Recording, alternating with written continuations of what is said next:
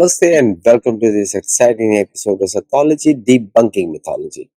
Sathology के इस episode में आपका बहुत-बहुत स्वागत है। चलिए हमारे साथ हैं Sharmishtha ji and let's begin our discussion. नमस्ते। नमस्ते, जय श्री राम सबको। जय श्री राम, जय श्री राम। तो आप पिछला डिस्कशन जो हमारा हुआ था, तो हमारे डिस्कशन थोड़े अलग ही रहते हैं, मोर एकेडमिक रहते हैं। बट जो काफी अच्छा डिस्कशन था, पीपल लर्नड अ लॉट और काफी कमेंट्स भी आए थे कि किस तरह उन्होंने आज ज्योतिष के बारे में कुछ सीखा है। उसी पे हम लोग थोड़ा आगे बढ़ते हैं। आपने मुझे बड़ा अच्छा टॉपिक समझाया था कि किस तरह देश कैसे रिएक्ट करते हैं, डिफरेंट कंट्रीज। उनका भी मैंने आपको क्वेश्चन पूछा था कि क्या कंट्रीज के बारे में पता लग सकता है, और मुझे भी पता नहीं था, मेरे को ज्योतिष में इतना एक्सपर्टीज नहीं है। मुझे ये पता है कि कौन से नक्षत्र का किसके साथ रिलेशनशिप है, और जैसे बृहस्पति और शुक्र का क्या रिलेशनशिप है, या बृहस्पति और बुध का क्या रिलेशनशिप, वो रिलेशनशिप पता है मुझे पुराणों से। बट उसको कैसे आज के समय में इंटरप्रेट किया जाता है, वो मुझे पता नहीं है। चलिए इसमें मैं थोड़ा आपसे सीखूंगा अभी। तो आपने मुझे बड़ा अच्छा पॉइंट बताया था, और मैंने आपके बाकी वीडियोस भी देखे हैं बाकी जगहों पे। एक अच्छा पॉइंट आपने बताया था कि किसी देश का जिस दिन नेशन स्टेट क्रिएट हुआ, उसका भी बहुत इंपॉर्टेंस है, कौन से लग्न में है, आपने उसमें बताया थोड़ा सा। तो इस पे थोड़ा सा मुझे बताइए कि ये कैसे इसको देखा जाता है देश के बारे में। पहले तो आज तो करीब 200 देश होंगे यूएन में। प्लीज। अ, आदित्य जी, आपकी सबसे पहले ये सवाल के जवाब देने से पहले मैं और एक चीज़ बताना चाहूँगी कि जैसे आपने बताया कि आपको पुराणों से ये चीज़ पता चला कि शनि के साथ बुध का क्या रिलेशन है या शनि के साथ तो बुध नहीं मतलब गुरु के साथ बुध का क्या रिलेशन है और दे आर कज़िन्स वो जो शुक्राचार्य और बृहस्पति दे आर ये सब चीज़ें ये सब जो रिलेशनशिप ये दोनों की ये सब अगर आपको समझ में आ गया तो एस्ट्रोलॉजी तो आपकी बाएँ हाथ का खेल है। असली इंटरप्रिटेशन इसी में है।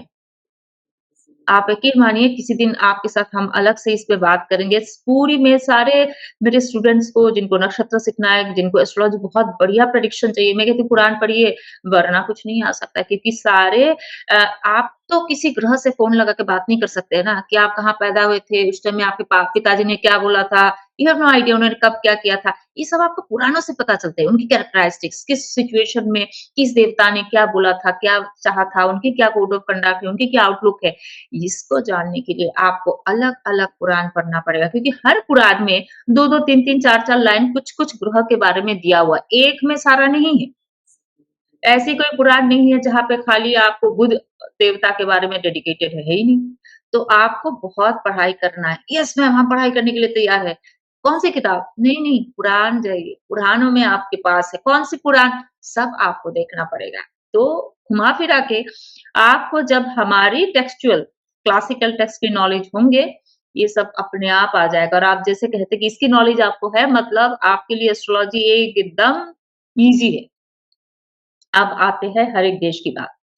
अ, हर एक देश की आउटलुक अलग है, हमारी एटीट्यूड जो है, भारत का जो एक एटीट्यूड है पूरा दुनिया भर में, भारत को लोग किस तरीके से देखते हैं, ये सब डिपेंड करता है ऑब्वियसली अ, एक हम जो देश की फाउंडेशन चार्ट बनाते हैं, वो देश जिस दिन बना है, उसकी कॉन्स्टिट्यूशन उसको जिस दिन फॉर्मेशन किया गया है, धरती पे उस देश को जिस दिन से एक्सेप्टेंस मिला है, वो दिन, वो क्षण, वो जगह को हम मानते हैं कि हाँ, ये उस देश की फाउंडेशन चार्ट कुंडली बन गई है।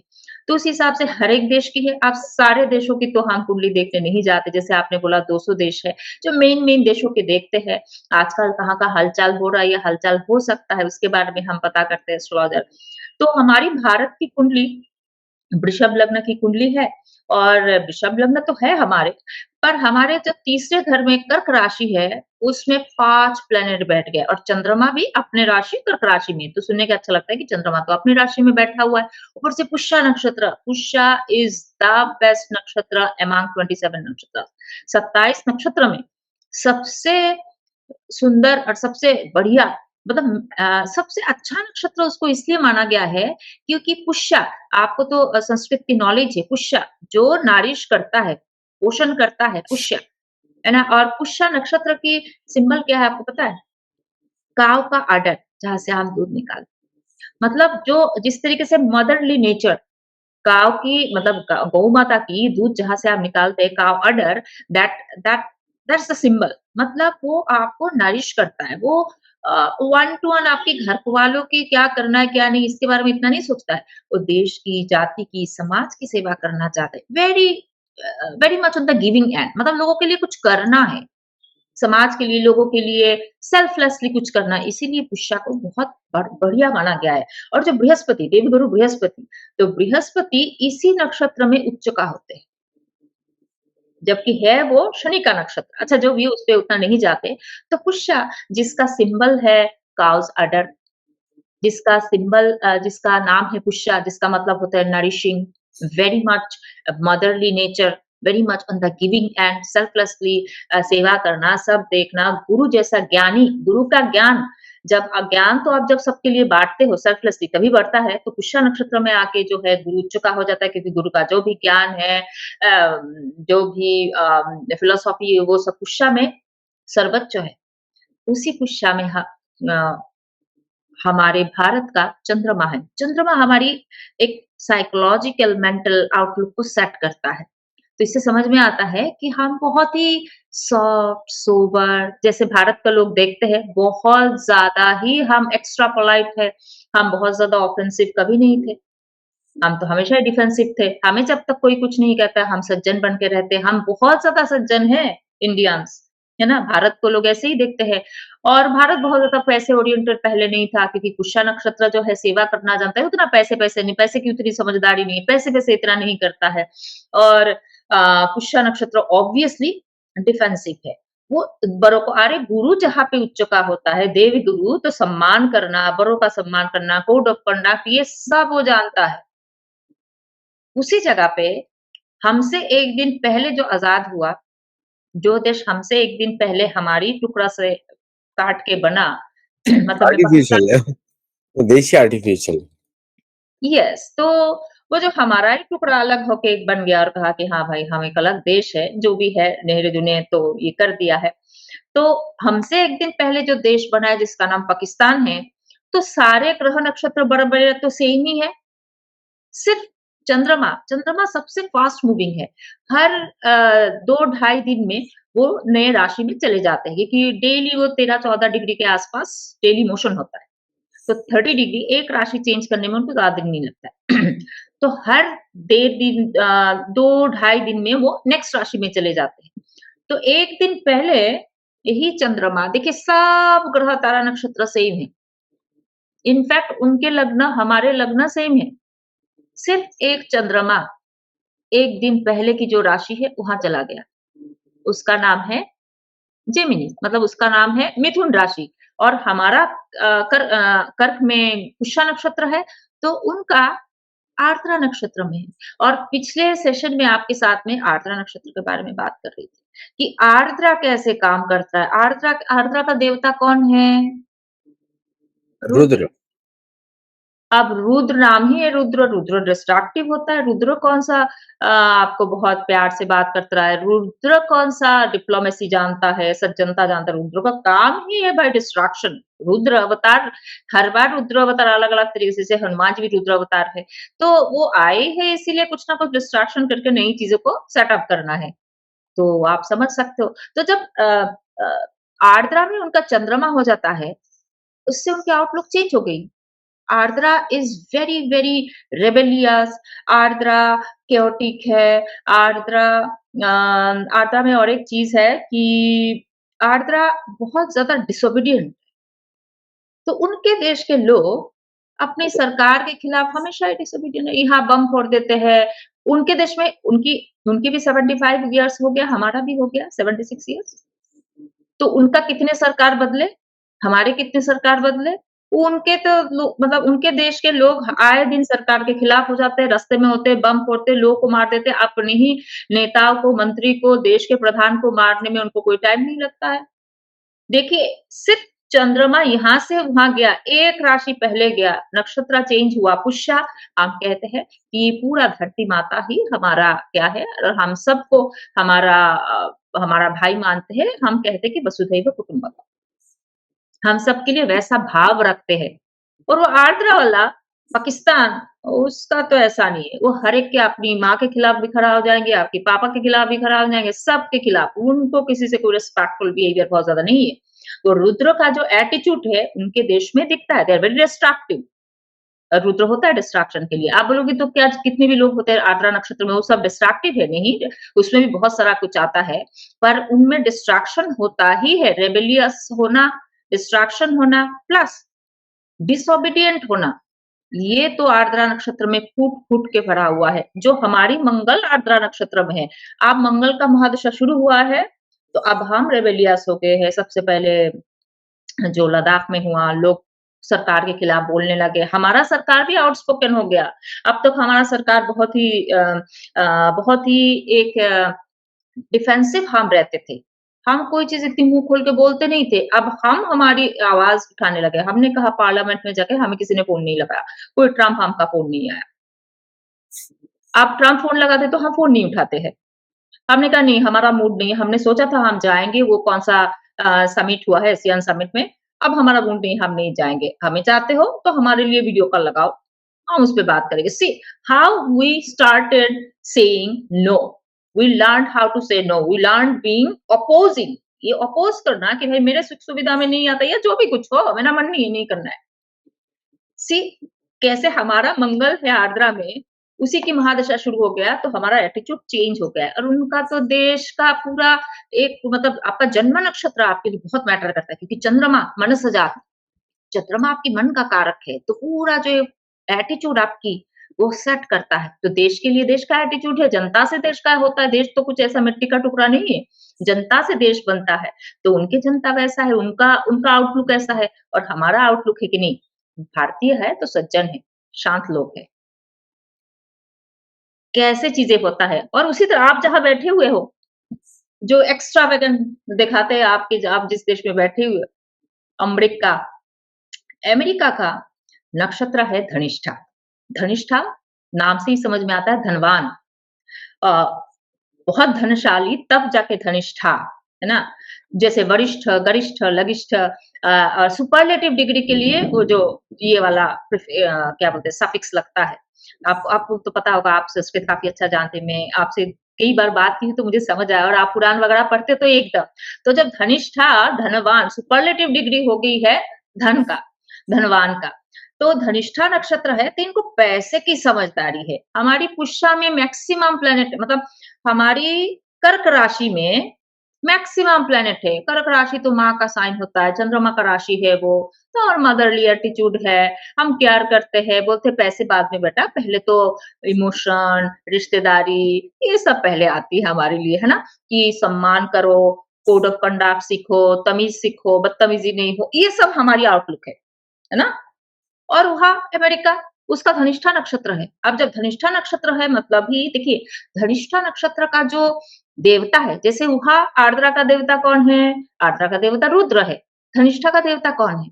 अष्टवसु। अष्टवसु। अब अष्टवसु होने से क्या हुआ? अष्टवसु में किसी के पास अ, आग है, किसी के पास पानी है, किसी के पास हवा है। अष्टवसु में सब में अलग-अलग, अलग-अलग गुण है। तो ये 8 एलिमेंट्स उनको मिला। सो दे आर वेरी रिसोर्सफुल ये। पर जितना रिसोर्सफुल नहीं है, उनका 4 प्लैनेट तो बैठा हुआ है जेमिनी में, मतलब मिथुन राशि में। और मिथुन राशि वाले वो लोग होते हैं, जो पैसे तो है नहीं पर लाइफ़स्टाइल ऐसा है तो आपको लगेगा कि पता नहीं कितना ही कमाता है और किस बड़े बेटे का बाप मतलब बड़े बाप का बेटा होगा। क्यों? क्रेडिट कार्ड से चलते हैं, पर एकदम चुस्त-दुरुस्त चलते हैं। मतलब प्रेज़ेंटेशन इज़ एज़ सच कि पता नहीं कितना ज्ञानी है। जब मुँह खोलते हैं ऐसे बात करते हैं कि पता नहीं कहाँ-कहाँ से डिग्री लेकर कितना पढ़ के आया है। वो ही थोड़ा-थोड़ा, थोड़ा-थोड़ा हर चीज़ का पता है।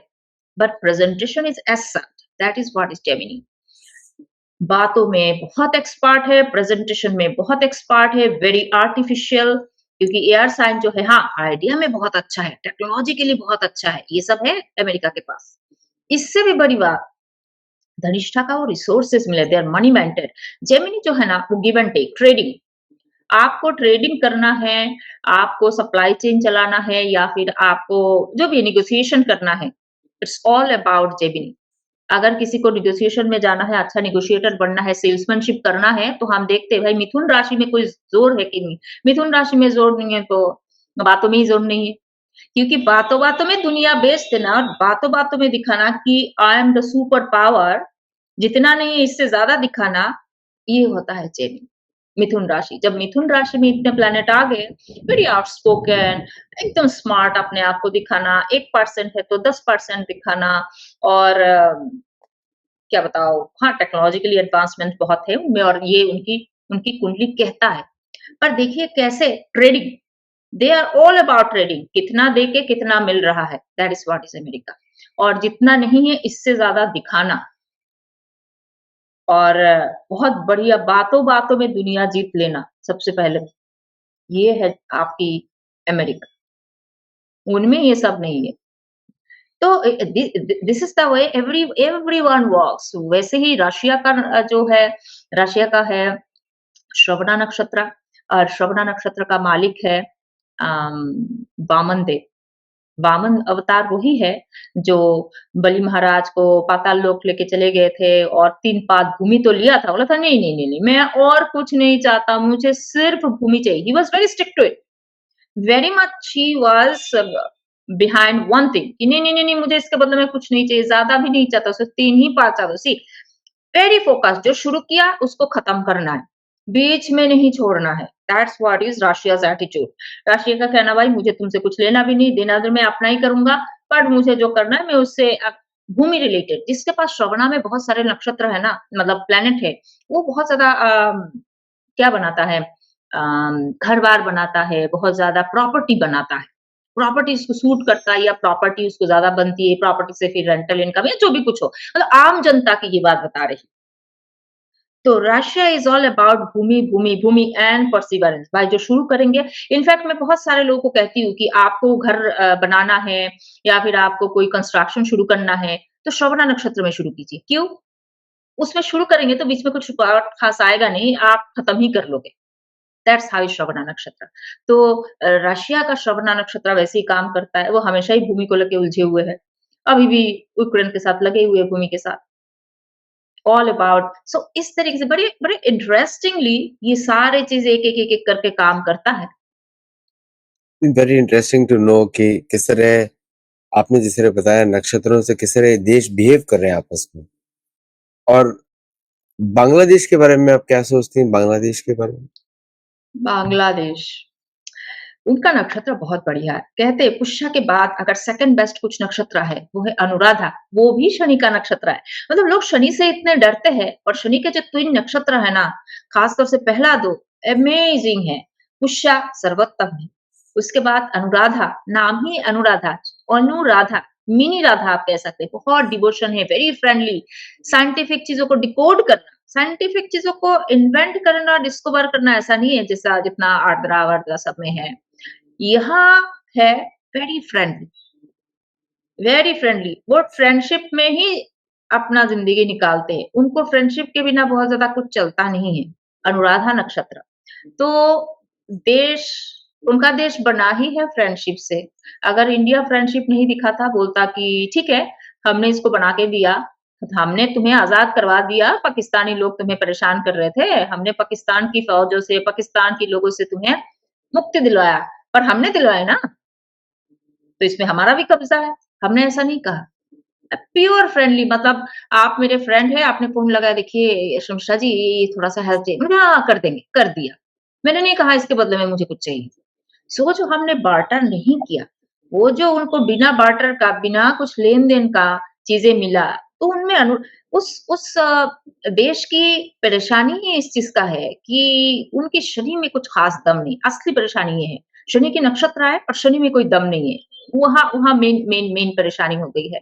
अदरवाइज़ मैं बोलूँगी कि Bangladesh could be much much better, पर हाँ, उनका बिहेवियर सबके लिए फ्रेंडली है। ये बात तो सही है। आप देखो वो किसी को, हाँ, आजकल नया यूनिस आया तो उनका थोड़ा गड़बड़-गड़बड़ चल रहा है। अदरवाइज़ वो they are friendly towards everyone.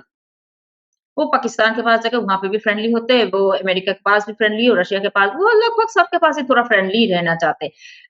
मुझे नक्षत्र उनकी चीज़ें बहुत सही मिला है, पर अभी उनका बड़ा टफ टाइम चल रहा है और 2027-28 से पहले तो मुझे नहीं लगता है शेख हसीना शायद 2027 के एंडिंग में या 28 में शायद वापस जाए, तब शायद दोबारा अवामी लीग ही बनाए पार्टी मतलब देश का प्रधान बने मतलब जीत के आए। अब शाह हसीना जीत के आएँगे कि उनकी पार्टी का कोई कुछ पता नहीं, हसीना की तो काफ़ी एज हो गई है। पर वो एक देश में बड़ी अच्छी पोटेंशियल थी, पर अभी तो उनका बहुत बेकार हाल है।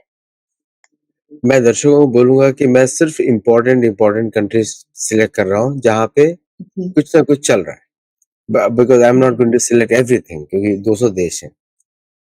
चीन के बारे में आप क्या सोचते हैं? चीन के बारे हाँ, ये बढ़िया सवाल किया है। देखिए, चीन एक क्या बोलते हैं चीन का मैं कुछ दिन पहले ही एक्चुअली चीन के ऊपर मैं कुछ मैगज़ीन लिख रही हूँ, मैगज़ीन और कुछ ईयरली मैगज़ीन कुछ और नक्षत्र के ऊपर तो मैं किताब लिख रही हूँ, जिस वज़ह से नक्षत्र एकदम यहाँ है मेरी। नक्षत्र के ऊपर मैं क्लासेस चलाती हूँ क्योंकि नक्षत्र मैंने सीखा है सिर्फ़ आपने जैसा बोला, सिर्फ़ कुरान पर। बाकी नक्षत्र के ऊपर ऐसी कोई किताब नहीं है, किसी एस्ट्रोलॉजर ऐसे लिख के नहीं गए कि ऐसे ही करेगा। जैसे वो वामन अवतार है, तो आप वामन अवतार को स्टडी करो। वामन अवतार है, तो वामन अवतार कैसे किए थे, क्या किया था, क्यों हुआ था, कैसे माता अदिति ने इतना साल की तपस्या किया तब वामन अवतार आए। बहुत कुछ छोटी-छोटी चीज़ों से आपको क्लू मिलती है।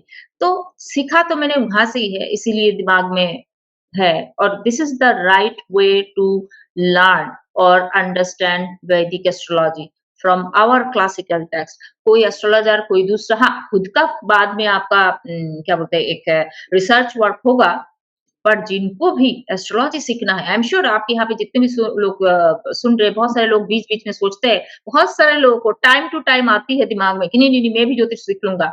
अगर आपको सीरियसली ज्योतिष सीखना है, तो आप पुराण उठाइए, संहिता उठाइए, जो भी है, भागवत उठाइए, ये सब में आपको हमारी चीज़ें मिल जाएँगी, उसके बाद खुद से स्टडी करते रहिएगा। ओके चाइना, चाइना के बारे में मैं एक ही चीज़ कहती हूँ कि चाइना की ये चाइना बहुत बैलेंस्ड इन ए वे है क्योंकि कैसे समझा उनकी फिक्स साइन जिसको बोलते हैं दृढ़ राशि, है ना? हमारे दृढ़ राशि होते हैं कुंभ राशि दृढ़ है ना? मतलब फिक्स साइन है फिक्स साइन है मतलब स्थिर राशि, दृढ़ भी नहीं, स्थिर राशि मतलब नॉट कार्डिनल, नॉट मूवेबल जैसे चर राशि है मेष राशि। पर वृषभ राशि स्थिर राशि, फिर सिंह राशि स्थिर राशि, कुंभ राशि स्थिर राशि। तो उनकी जो स्थिर राशि है, स्थिर राशि को बड़े अच्छे से बैलेंस किया गया है प्लैनेट। ये चीज़ उनको बड़ा बाहर से बैलेंस रखता है मतलब उन अंदर से बैलेंस रखता है सॉरी बाहर से उनकी तरफ बहुत कुछ चल रहा है, पर वो अपने आप को जैसे-तैसे एक मेंटेन करके चलते हैं और वो जो उनकी एक फिक्स साइन स्थिर राशि का जो एक इक्वली उनकी मतलब 9 प्लैनेट है। एक में हो सकता है 5 आ गया, दूसरे में 2 आ गया, दूसरे नहीं, इक्वली बड़ी सुंदर तरीके से बैलेंस्ड है। इसी चीज़ ने उनको ठीक करके रखा है। पर जैसे क्या बताऊँ, उनका एक बार एक रिवॉल्यूशन हुई थी, मेरे ख्याल से बहुत पहले उनकी स्टूडेंट रिवॉल्यूशन हुई थी। I think I forgot the year which was मैंने लिखा हुआ है क्योंकि मैं उस पे रिसर्च कर रही हूँ। जब last time actually Shani last to last time Shani मेरे ख्याल से अराउंड 35-40 इयर्स बैक ऐसा कुछ टाइम, जहाँ पे उनके लोग रास्ते पे आए थे, उनके लोगों ने उनका ये one of the toughest year of their life था। तो मुझे लगता है अगले साल के उनके लिए बहुत टफ ईयर शुरू होने वाला है, बहुत ज़्यादा टफ ईयर जो हमारे सामने थोड़ा कम ही आएगा, आते-आते टाइम लगेगा पर internally they are going to be very, very much in turmoil time. क्योंकि शनि का उत्तर भाद्रपद में होना और राहु का धनिष्ठा में होना उनके लिए एकदम सही नहीं है और यही आने वाला है अगले साल। They are not going to be in good thing. Actually पूरे दुनिया में रेयर अर्थ के ऊपर पूरी जियोपॉलिटिक्स चल रही है, रेयर अर्थ। सारे देश लड़ रहे हैं। लेकिन आपने पिछले शो में भी बताया था, हम लोग को भी बताया था कि किस तरह भारत का मंगल दशा शुरू हो रहा है और भारत युद्ध करेगा। आपने बोला था बड़ा क्लियरली। तो भारत भारत सॉरी आपको मैं काट रही हूँ, भारत तो भूमिकारक भी है। रेयर अर्थ मिलना है तो हमारे पास क्यों ना मिलेगा? आ रही है अब इतना ज़्यादा भारत इतने सालों में पिछले 70-75 सालों में इतना ज़्यादा बिखरा हुआ था। हर हर डिपार्टमेंट में हमारी प्रॉब्लम है, हमारी जुडिशरी में प्रॉब्लम है, हमारी हेल्थ केयर सिस्टम में प्रॉब्लम है, हमारी इंश्योरेंस सिस्टम में प्रॉब्लम है, हमारी बैंकिंग सिस्टम में प्रॉब्लम है, हमारे एजुकेशन सिस्टम में अभी मुगलों की बात हो रहा है। इतना कुछ एक इंसान कैसे कर लेगा? प्लस हमारा नेबर अच्छा नहीं है। अभी कभी पाकिस्तान के साथ, कभी कुछ, ट्रम्प कुछ कर रहा है। सो ये सभी मिलेंगे और बहुत सारे लोग मुझे कहते हैं कि पिछले साल मैंने कहा था कि 2025 की फ़रवरी-मार्च के आस-पास हमें तो बहुत वही गोल्ड, सिल्वर मतलब मिट्टी के नीचे से बहुत रेयर एलिमेंट्स मिलने वाले जो प्रेशियस मेटल्स, प्रेशियस चीज़ें मिलने वाली। अच्छी बात है। अब उन्होंने बोला मिलता तो है, पर हम उसका फ़ायदा नहीं ले पाते क्योंकि हमारे पास तो टेक्नोलॉजी नहीं है। आप मंगल में वो जहाँ कहीं भी जो कुछ मिला है फाइनली हम इसको उठाएँगे, निकालेंगे, उसका फ़ायदा हम लेंगे। यही मुझे कहना था। आप कंटिन्यू कीजिए। सॉरी। एक्चुअली ये पूरा दुनिया में रेयर अर्थ के ऊपर जैसे आपने अमेरिका का नेचर बताया, धनिष्ठा नक्षत्र और किस तरह जेमिनी उसके 2 फेसेस रहते हैं हमेशा ट्रांज़ैक्शनल एकदम एक्यूरेट है। अमेरिका का रिलेशनशिप ही वही है। ये अमेरिका और वैसे भी एक कॉलोनी है, एंग्लो सैक्सन्स की कॉलोनी है। यहाँ के नेटिव्स अलग होते हैं। जैसे हुँ, मैं एम्बेसडर हूँ अपाचे नेशन का, वहाँ पे अलग ही उनका नेचर हमारे जैसा ही होता है। जैसे कि वो मोर क्या बोलेंगे कि वो काफ़ी सेंसिटिव भी होते हैं और they respect people from the earth. उनका ऐसा रहता है कि जो ज़मीन से जुड़ा हुआ हो, उससे ज़्यादा रिस्पेक्ट करते हैं। लेकिन जो एंग्लो सैक्सन रेस है, वो अलग है। उनको सिर्फ़ पैसे से मतलब है, ट्रांज़ैक्शनल है और लॉन्ग टर्म नहीं सोचते वो लोग। लेकिन इसे आप देखेंगे कि अमेरिका कुछ डिसीज़न लेता है, फिर उसके बाद उसको वापस रिवर्स करने पड़ते हैं। जैसे अफ़गानिस्तान। अफ़गानिस्तान में after spending $2 trillion in 20 years, they brought Taliban back in Afghanistan. Taliban को रिप्लेस करने गए थे। तो ये जो करंट अफेयर्स वगैरह इसको दर्शकों के लिए थोड़ा आनंद के लिए बोल रहा हूँ कि अब इसको अगर हम देखते हैं कि राजनाथ सिंह का स्टेटमेंट आया अभी कि हमको युद्ध के लिए तैयार होना चाहिए और हुँ, भयंकर युद्ध के लिए तैयार होना चाहिए। जस्ट नाउ स्टेटमेंट आया, 2 दिन से चल रहा है ये। 2 दिन से। तो व्हाट डू यू सी, क्या चल रहा है ये? हाँ। घुमा-फिरा के उसी में आएँगे, मंगल की महादशा शुरू हुई हो, मैंने पहले ही बोला है कि मंगल की महादशा में हम 7 साल के लिए है, तो हम कई सारे वार लड़ेंगे। छोटे-छोटे ये वो अब पाकिस्तान के साथ जो हमारी वार होगी, बहुत बड़ी वार है, ऐसा मुझे नहीं लगता है, थोड़ा टुकड़ों-टुकड़ों में होगी, पर हम पाकिस्तान को उस हिसाब से डिसमेंटल करेंगे। तो हमें पाकिस्तान से हमारा भूमि वापस लेना है पीओके, हमारी बहुत कुछ है, वो सारा चीज़ें तो इस बार होना ही है। देखिए मेरा तो मानना था अक्टूबर के एंडिंग से ही कुछ हो जाना चाहिए। तो ये जो टाइम चल रहा है तो हमें दिख रहा है इंटेंस शुरू हो गई है। हो नहीं रहा है एग्ज़ैक्टली पर हो रही है। अब इंटरनली क्या-क्या चल रहा है, हमारे देश के इंटेलिजेंस वहाँ क्या-क्या कर रहे हैं, क्या नहीं कर रहे हैं, हमें नहीं पता। वो तो पब्लिक इतना नहीं जानता है। पर ये मेरा था कि सितंबर, अक्टूबर अक्टूबर की मतलब एंड ऑफ द ईयर दोबारा शुरू हो जाना चाहिए। तो कई दिन मुझे लोग आके पूछते हैं कि मैम आपने बोला था कुछ तो हो नहीं रहा है। तो वो माहौल क्रिएट हो रहा है। अभी तो हमारी अपनी डिफेंस मिनिस्टर ने कहा है मतलब अब कभी भी कुछ भी शुरू हो सकता है। अब प्रॉब्लम ये है कि पहले हम क्या करते थे, हम कहते थे कि हमें मारेगा तो हम मारेंगे, हमें कोई कोप नहीं करेंगे तो हम नहीं। अब मंगल की बहादुर की बात आई है। अब हर बार हम ऐसा नहीं करेंगे। अब हम देखेंगे जब हमें लगेगा कि नहीं, ये हमें पहले अटैक कर देगा, इससे पहले हम करेंगे। और हमारे ख्याल से हमने यहाँ पे म्यांमार में या कहीं पे हमने कुछ अटैक किया, सुना है मैंने, अब पता नहीं कितना सही गलत। वहाँ से यस। कुछ आने से पहले वहाँ से कुछ आने से पहले हम अभी ऑफेंसिव है। हमने पहले एक्शन कर दिया है। तो अभी तो कुछ महीनों में कुछ होना ही है। अब एग्ज़ैक्टली कहाँ कहना मुश्किल है, मेरा कहना ये चल ही रहा है। Any time anything will start और पाकिस्तान का तो अफ़गानिस्तान के बारे में पिछले साल की 26 नवंबर 2024 मैंने ट्वीट किया था कि जब लास्ट टाइम शनि मीन राशि में गया था 1966 96 में, सॉरी 66 कह रही हूँ, 1996 में, 30 इयर्स बैक। तो वहाँ क्या हुआ था, तालिबानों ने अपना गवर्नमेंट फाइनली 1996 में बनाया। वहाँ का जो एग्जिस्टिंग नहीं, फॉर्मर जो प्रेसिडेंट है, उसको खुलेआम एग्जीक्यूट कर दिया, उस बेचारे को फांसी सूली पे चढ़ा दिया था, एकदम पब्लिकली। और वहाँ से फाइनली वो देश तालिबान के अंडर में आया।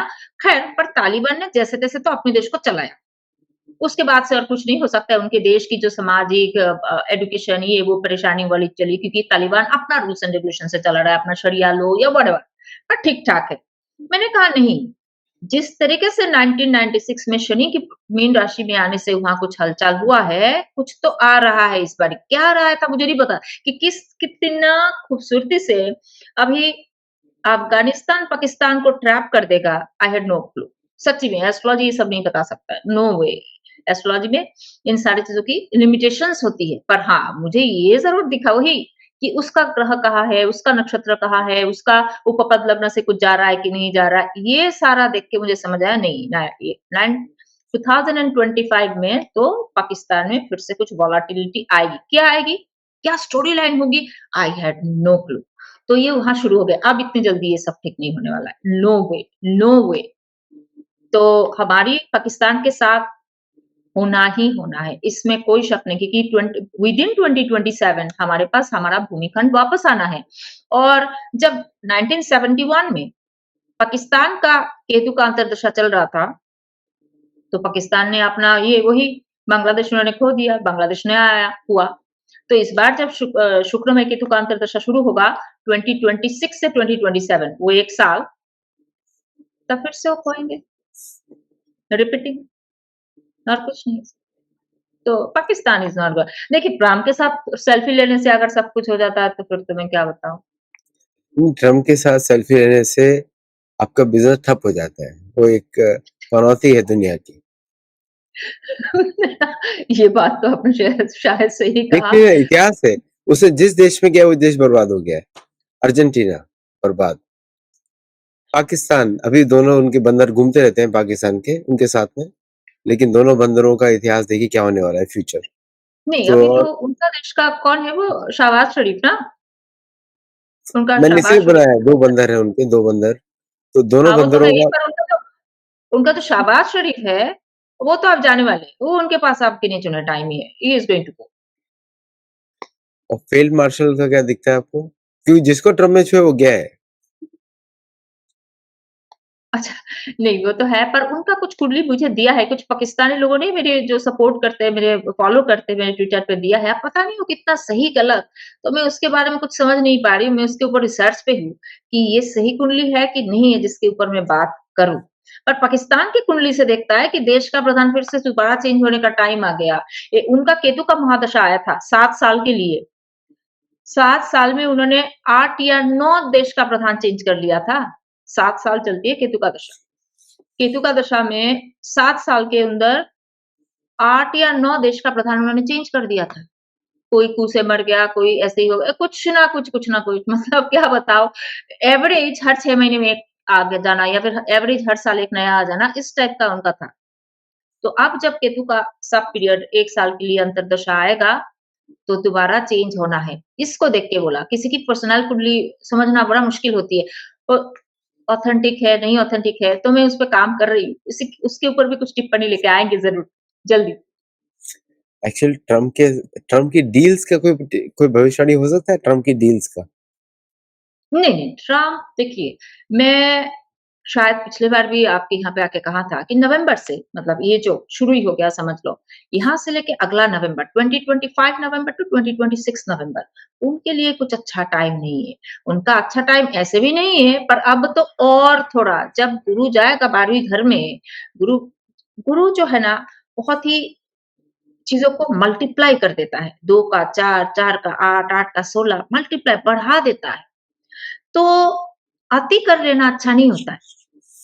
तब आप out of proportion, out of practicality में चले जाते हो।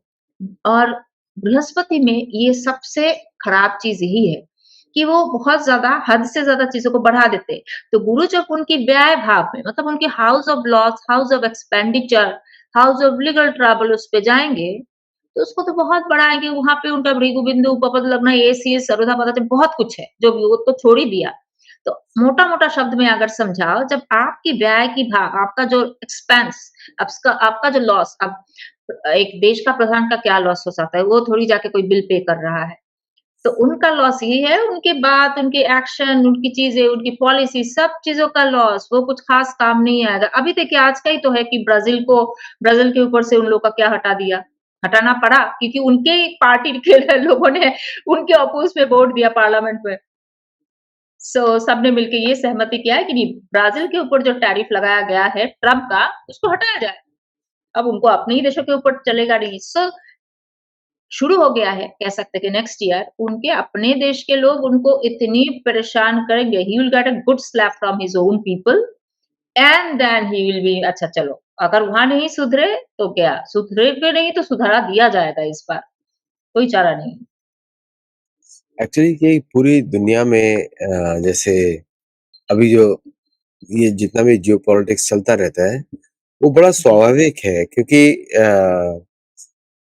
एक तो ज्योतिष एक विज्ञान होता है, ज्योतिष इज़ लाइक जैसे आप भी मुझे बड़ा अच्छा लगा सुन के कि आप पुराणों पे रिसर्च करती हैं, क्योंकि पुराणों में वास्तविक कथा है और उसमें पता लग जाता है कि कौन-सा नक्षत्र किसके साथ रहता है और ये देवता बदलते रहते हैं, जैसे जो भी ग्रह होगा उसके अंदर कोई और देवता आ जाएगा अगले मनवंतर में। इस मनवंतर में बृहस्पति पे कोई और बैठा है, जैसे सूर्य पे भी स्वान बैठे हुए हैं, चंद्र पे हुँ, अभी सोम बैठे हुए हैं। तो हुँ, अनेक-अनेक देवता रहते हैं जो बदलते रहते हैं। लेकिन एक एक सीक्वेंस में जो है मतलब वो बोलते हैं ना प्रकृति क्रियामाणानि गुणे कर्माणि सर्वशः मतलब कि सारे जो सब लोग कठपुतली के जैसे नाचते रहते हैं, अपने कर्मों के अनुसार। और आपने बोला भी था कि कर्म प्रधान रहता है। आपके पिछले कर्म होंगे तो अभी इस समय उसमें इफ़ेक्ट पड़ेगा। एक मेरा लास्ट क्वेश्चन है इस शो में, मैं तो आपको बुलाता रहूँगा बाकी उसके लिए। तो अभी जो जो आज की परिस्थिति है, ज्योतिष के हिसाब से जो हमारे जैसे धार्मिक पॉपुलेशंस हैं, पूरी दुनिया के, सिर्फ भारत के ही नहीं, पूरी दुनिया में है धार्मिक पॉपुलेशन तो, उनका उनकी सुरक्षा कैसे होगी? बिकॉज़ सबसे ज़्यादा अटैक्स तो उन्हीं के ऊपर होते हैं। नेटिव अमेरिकन से एंग्लो सैक्सन ज़मीन छीन ली, हुँ। बांग्लादेश में हिंदुओं से ज़मीन छीन ली मुसलमानों ने, पाकिस्तान में हिंदुओं को मार दिया है जबकि वो हिंदू ज़मीन ही है, सभी हिंदू ही रहते थे वहाँ पे, मंदिर ही मंदिर थे वहाँ पे तो। तो अभी कैसा लगता है आपको ये धार्मिक लोगों की स्थिति? इसका जवाब तो 2 तरीके से मैं दूँगी। एक देखिए, कलयुग है, आपको भी मुझसे अच्छा पता है आपको कि कलयुग में ये सब बुनाई है। जो है नॉर्मल है, धर्म जो है, धर्म की एक ही पाद यहाँ पे काम करता है स्वधर्म, बाकी तो कोई धर्म की तीनों पाद यहाँ गायब है। तो कलयुग में तो धर्म day by day descending order में घटता ही जाएगा और स्वाभाविक है। अब इस्लामिक जो कट्टरवाद या मिलिटेंसी ये सब चल रहा है, टेररिज्म चल रहा है, जिस दिन हो सकता है आज से 100 साल बाद या 50 साल जो भी कुछ हो, कुछ दिन में अगर इस्लामिक टेररिज्म घट जाए तो उससे भी भयंकर वो जो आपने मुझे बताया था विभत्स, उससे भी विभत्स कुछ आएगा, जो इतना पिकुलियर होगा पता चलेगा कि भाई उससे निपटना तो और मुश्किल हो गया है ना? तो कुछ ना कुछ रिप्लेस तो करेगा और अगला जो आएगा एग्ज़ैक्ट उससे भी प्रॉब्लमेटिक होगा। तो ये तो एक चीज़ कभी उतना सुधरना नहीं है। पर कहते हैं ना, हर कुछ दिन बाद एक साइकिल आती है, हर एक राइट, समय काल की गति में कुछ ना कुछ एक एक एक छोटी-सी विंडो आती है। तो ये छोटी-सी विंडो वाला टाइम अब शुरू हो रहा है धीरे-धीरे। करेक्ट, मेरा मानना है 2028 से लेके 2032 या 33 तक, यहाँ धर्म के ऊपर जो फिर शुरू होगी, खास तौर से दुनिया भर का पता नहीं है, अगर हिंदू धर्म की बात करूँ, इंडिया से ये सब है, भारत में ऐसा होगा कि धर्म के लिए लोग तो जी-जान लगा देंगे। जैसे ही हमारा 2032 में राहु का महादशा शुरू होगा, हमारा राहु है कृत्तिका नक्षत्र में। हमारा राहु हमारा राहु चौथे घर के मालिक सूर्य के नक्षत्र कृत्तिका में बैठे हुए हैं। सूर्य हमारा 3rd हाउस में, जो भी कुछ है।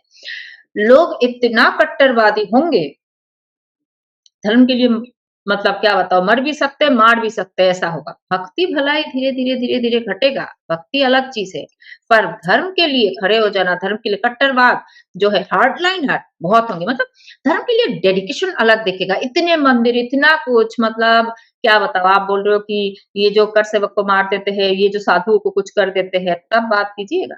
और ये जो अब इस्लामिक टेररिज़्म है, वो तो धीरे-धीरे, धीरे-धीरे एक कोने में बस 2-4 रहेंगे कि नहीं रहेंगे पता नहीं। तो ये जो घुमा-फिरा के 28 से लेके 32 तक, 30 तक ही मोस्टली 30 से 32 तक ही एक्चुअली, पर फिर भी वो 28 से आपको दिखने लग जाएगा। 28 से 32 तक 2028 टू 2032 यहाँ जो इतनी मेजर चेंज आएगी यहाँ पे कि इस्लामिक मिलिटेंसी जो जितने भी हार्डलाइनर है, जितने भी टेररिस्ट है, वो तो कहाँ का कुछ तो कन्वर्ट होंगे।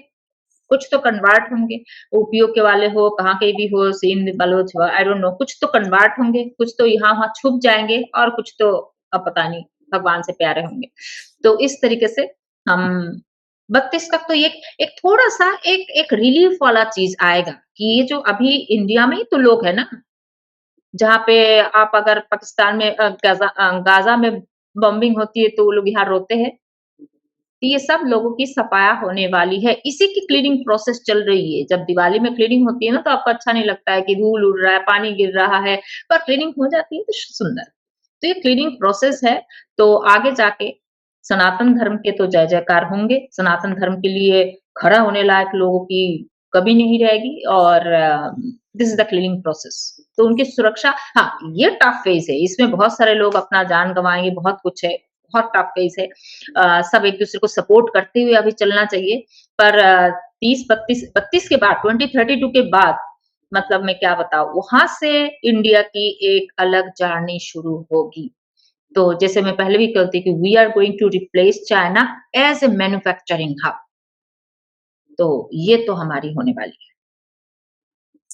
है। Thank you so much. आज बहुत दिनों से हम लोग शेड्यूलिंग कर रहे थे, लेकिन टुडे इट हैपेंड और सबको आपको बताने के लिए बहुत-बहुत धन्यवाद। और दर्शकों को भी बोलता हूँ कि आप लोग हमारे मेंबर्स बनिए, गुरुकुल में जुड़िए और हमारे साथ इस जर्नी को आगे बढ़ाइए, specially for USA, Canada, Mexico, Australia, New Zealand, south east Asia, Europe. आपके लिए टाइमिंग्स बड़े कंफर्टेबल रहते हैं। भारत के लिए सुबह रहता है, very early, but thank you for all the people who join from India also. तो नेक्स्ट शो तक के लिए नमस्ते and thank you Samiksha ji for coming and I will see you in the next show. जय जगन्नाथ। नमस्ते। जय श्री राम।